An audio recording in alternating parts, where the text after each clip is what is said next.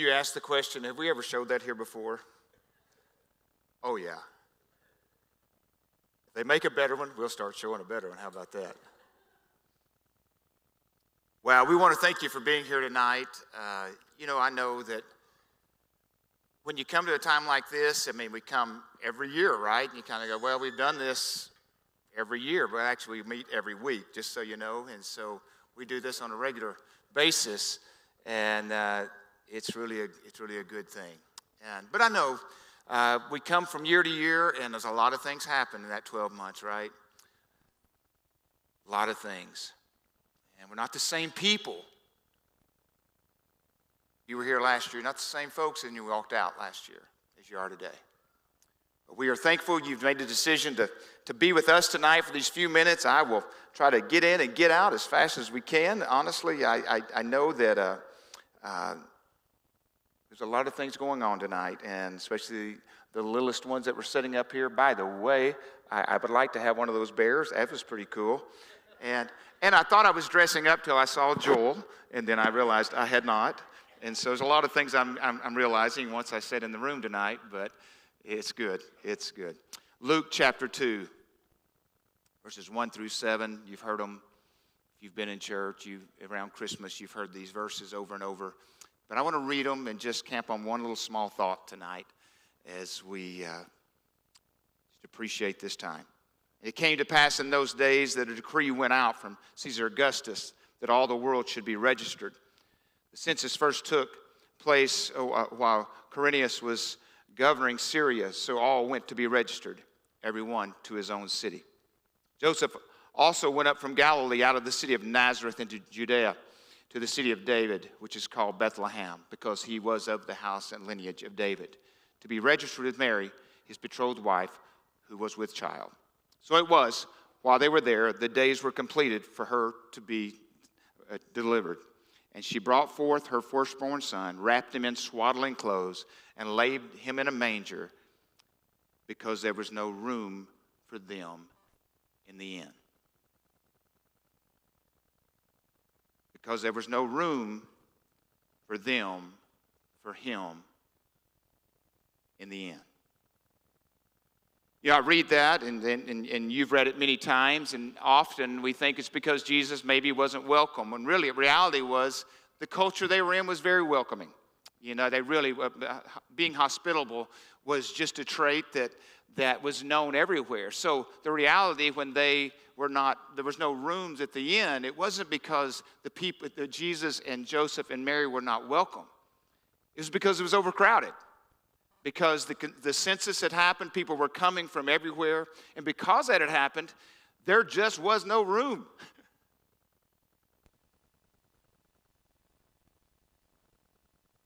And as I thought about that and read that again this week, not much has changed, has it?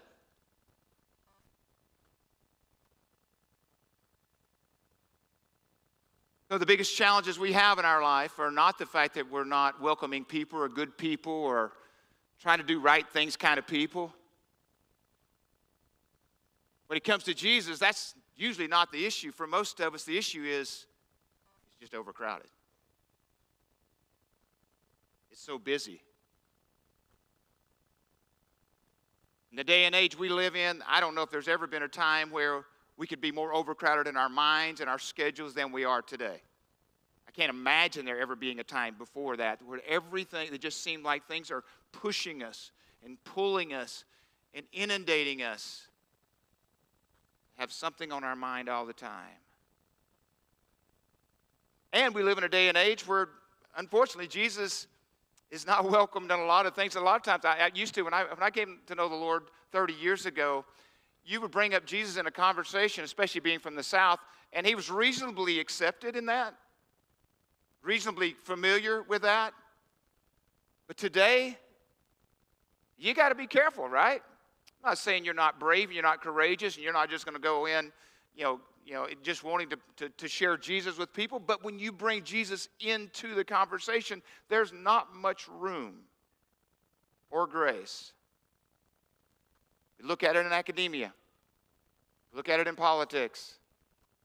We look at it in all kinds of different areas, and there's just not much room him.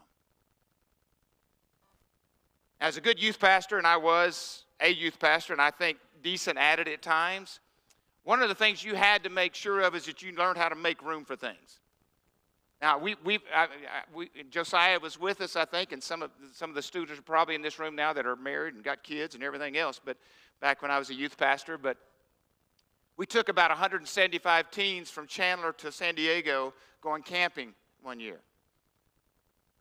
You take 175 kids and you decide to go camping with them, you better know how to make room for luggage. One of the things you have to do if you're a good youth pastor is know how to pack. If you don't learn how to pack, then you're done.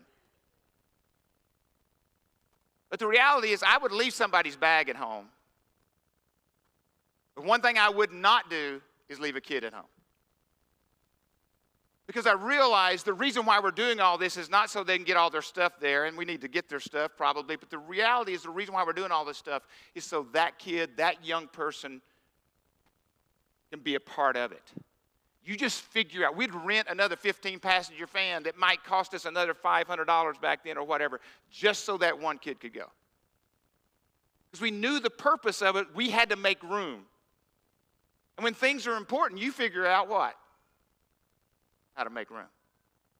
Now, sometimes we're forced to make room.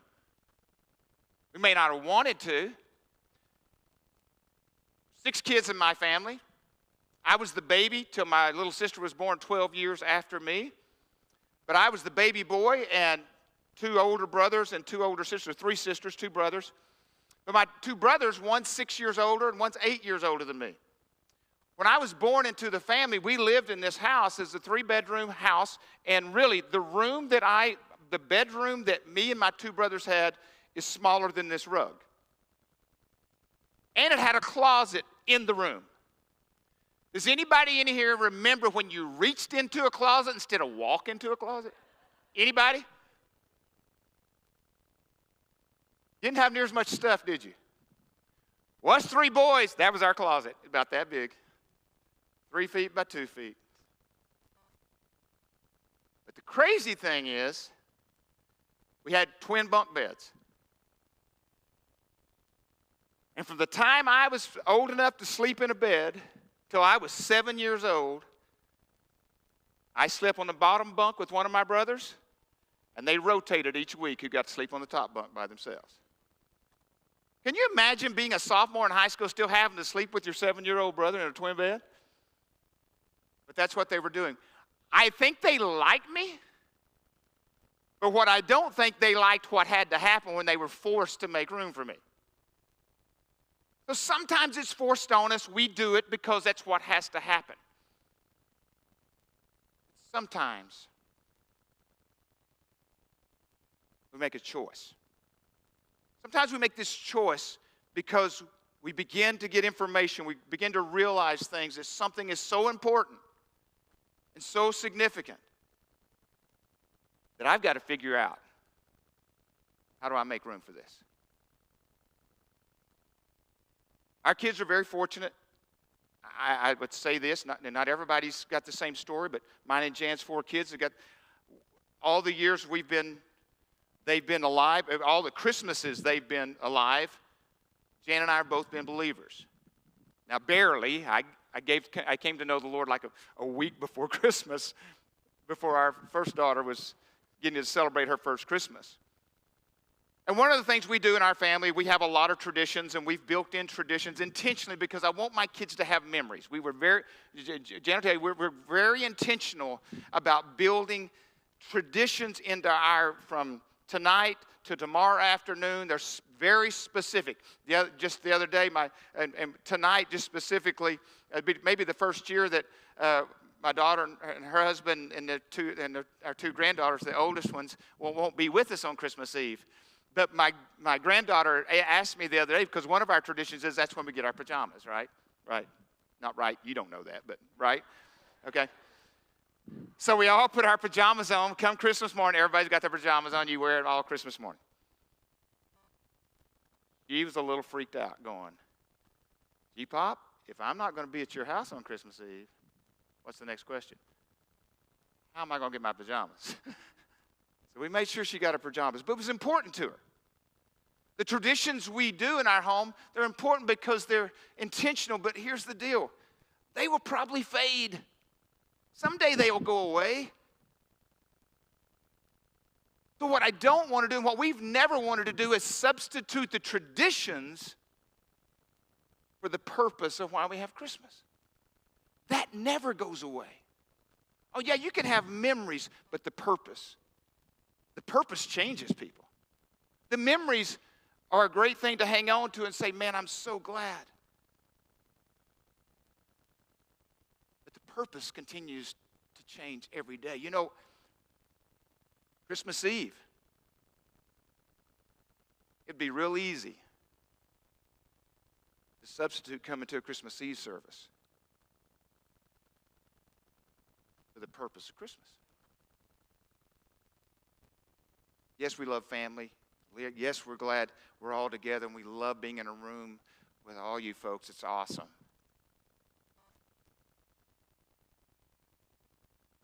Man, we miss the purpose of why we're here. You know, I love getting presents. I love giving presents. But there's a great chance most of the presents I get, now some of them I wear out, but most of them end up in a garage sale or Goodwill. For the most part, they'll go away. I don't even know if I could, I'm 60, I've had 62 Christmases. I can barely tell you what I've got for Christmas. If I really went back, and I don't know if I can tell you 10 things I've got for Christmas in the last 62 years. But I can tell you in 1986 how Christmas looked different. That will never change. Then what has happened is I can replicate that. The gifts that I have been receiving over the last 62 years, I'm not sure how much they've helped other people, but I can tell you that year when I made room. You know I've got to continue to make room. I'm not immune. You're not immune from this overcrowding. What I love about being a Christian that never really made sense to me until I became a believer and began to understand was unconditional love. That somehow or another I can make room without having to have somebody earn me giving them that room. I can just love somebody. This last year has been great for us. The greatest example for me in that unconditional love, this year we've had 2 new grandbabies come into our family, Presley and Jovi. And you know, by those 2 little ones coming into our home, you know what I didn't sit around and think? Man, how am I going to split this up? Cameron and Charlie and Macy, they're going to lose a little. They've been around a while. But I got to figure out how to split this love up. Because G-Pop, he can't be. You know what? I made room. I didn't have to lose anything with the other ones. And you go, that's silly, Pastor Kurt. That's God's love. Guess what? As cute as they are, they ain't earned a thing yet.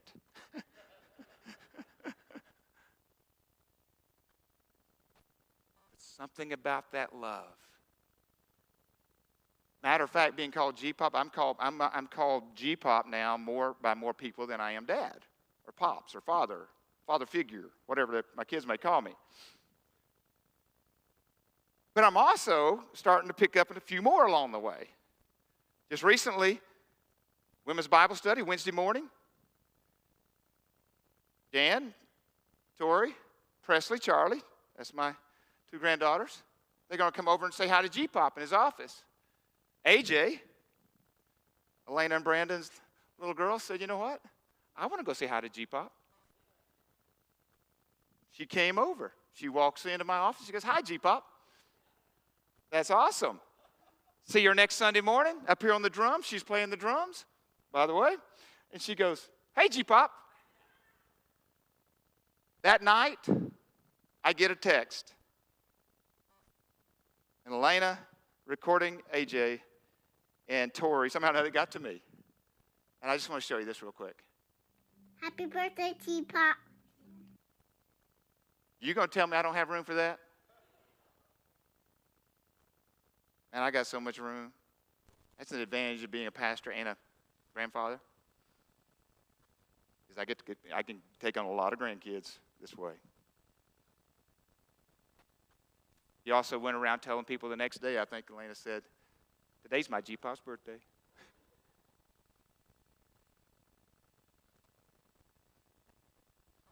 All that to say this. On this day, this Christmas Eve, this Christmas season,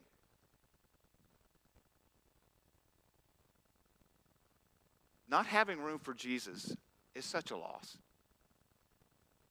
It's such a loss.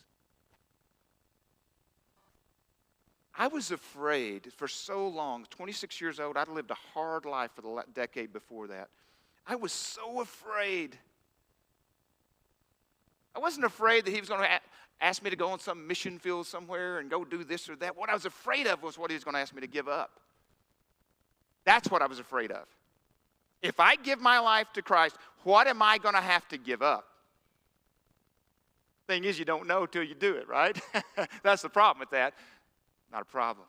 What I didn't realize, it wasn't what I gave up, it's what I gained. I gained a new identity. What I gained, a new purpose.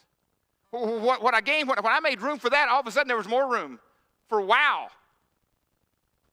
When I see a sunset and I see the fingerprints of God, I got a wow room now that I didn't have before.